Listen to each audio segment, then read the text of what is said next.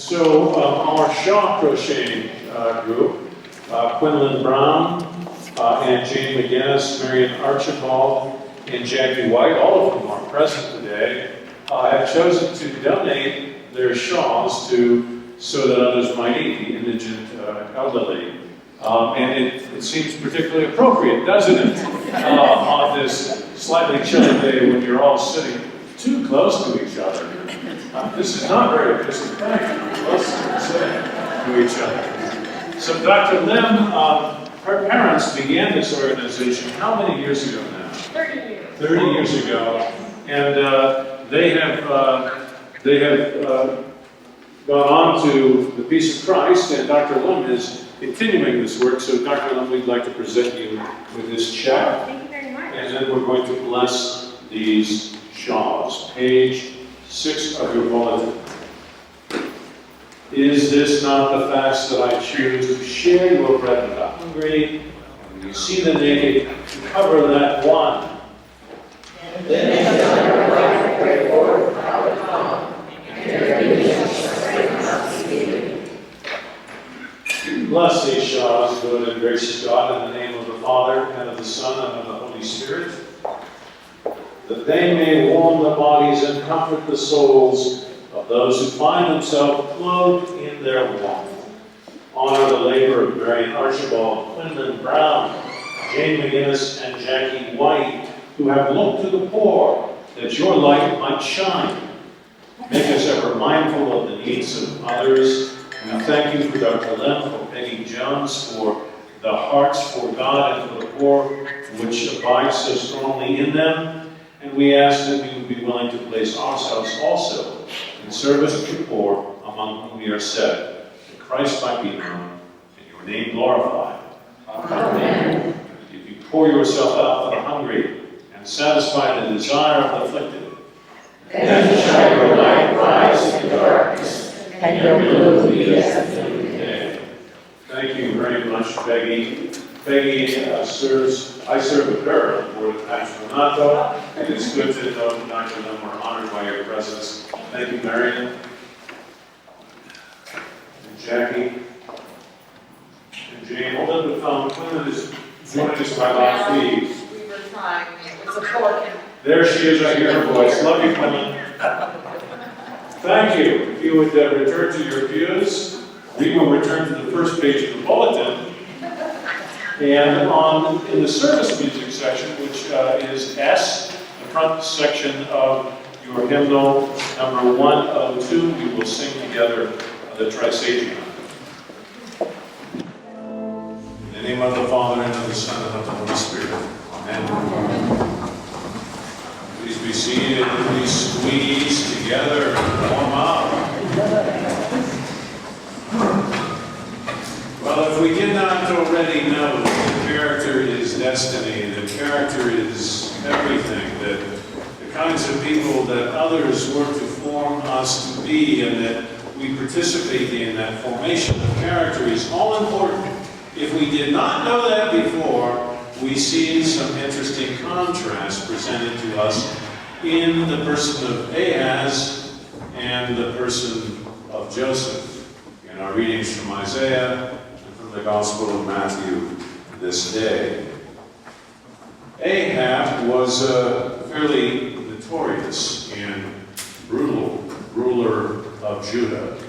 In 735, he had finally established an iron grip on Judah, and that is when Isaiah approaches him and offers him a sign.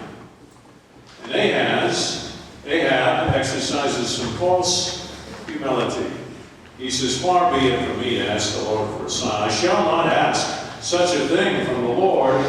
In point of fact, he is worried about a sign from Isaiah. Isaiah was born to the aristocracy. He had a bit of heft and weight, and Ahab was fairly certain he wasn't going to like what Isaiah had to say. And so he says, far be it from me that I should ask a sign for the Lord. Isaiah is undeterred. He says, you're getting one anyway. And that sign will be God with us, one born, we will celebrate 2 days hence on Christmas Day.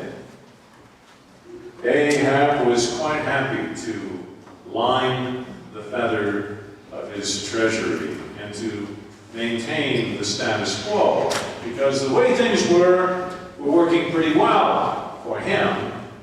He was in a position where he could have done much for many, but that was not his concern, and he did not want his personal concerns interrupted by a word from the Lord. Joseph is a very different character, isn't he? He is not highborn.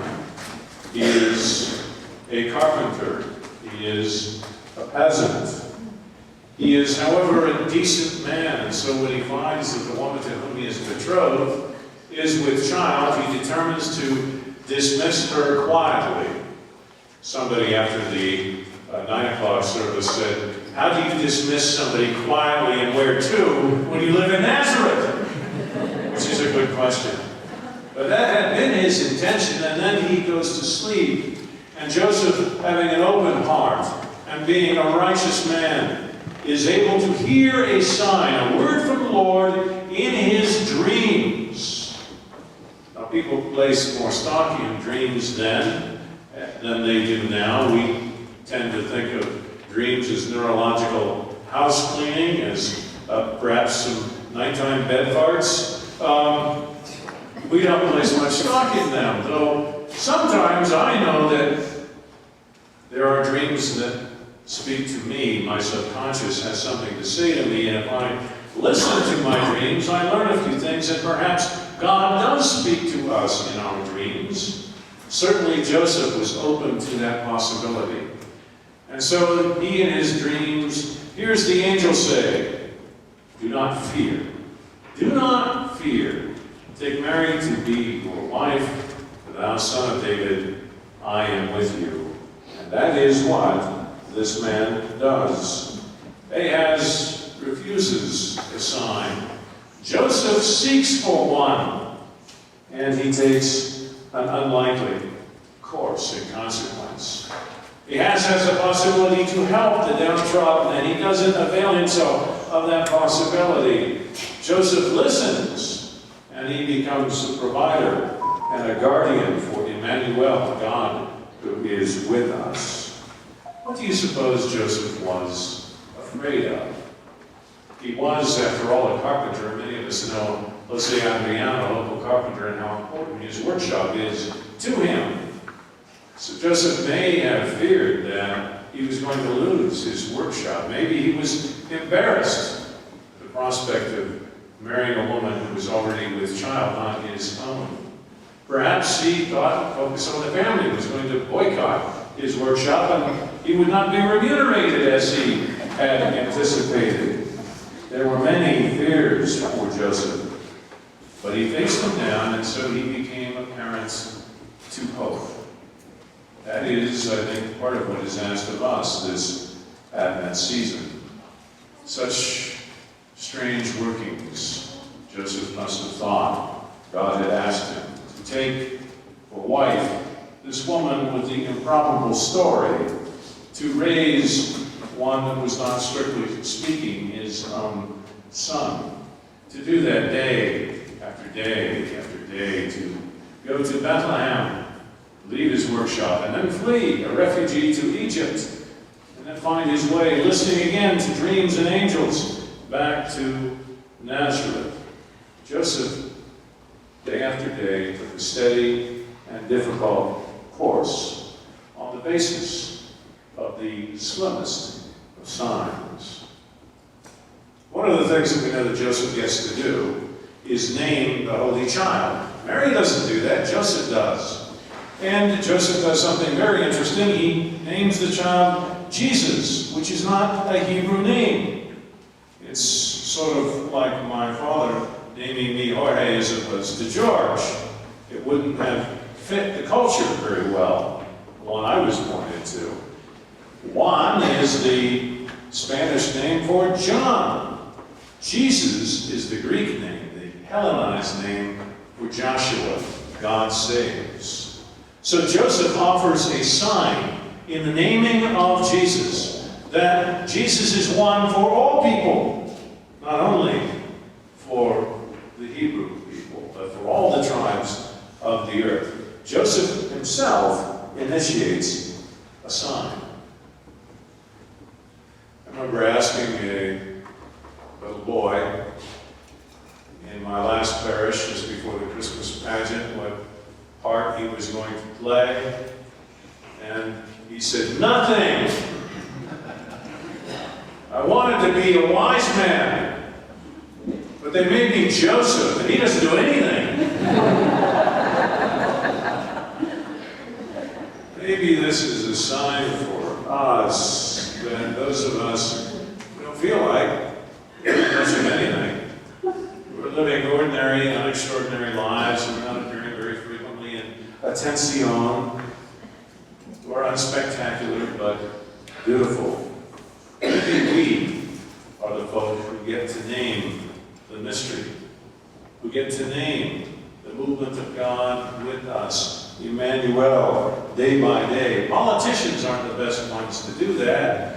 They're like Ahab, too busy hanging on to power and feathering their treasuries. Maybe priests aren't the best people to do that. We're afraid, kind of like Ahab, to listen too much to prophecy. It might disturb pledge units. And so it is you who need to listen and watch for signs and be attentive to your dreams. And each day walk according to inner vision in steady and beautiful and unspectacular and faithful ways. That is a freighted word, isn't it? Faithfulness. And that is what we are called to be responsive to God in all manner of straitened and difficult circumstances. That is what it is to live a hallowed life, to be uncelebrated in the pageant, to not appear as often as you might perhaps wish in attention, but to name day by day the mystery and live out the incarnation.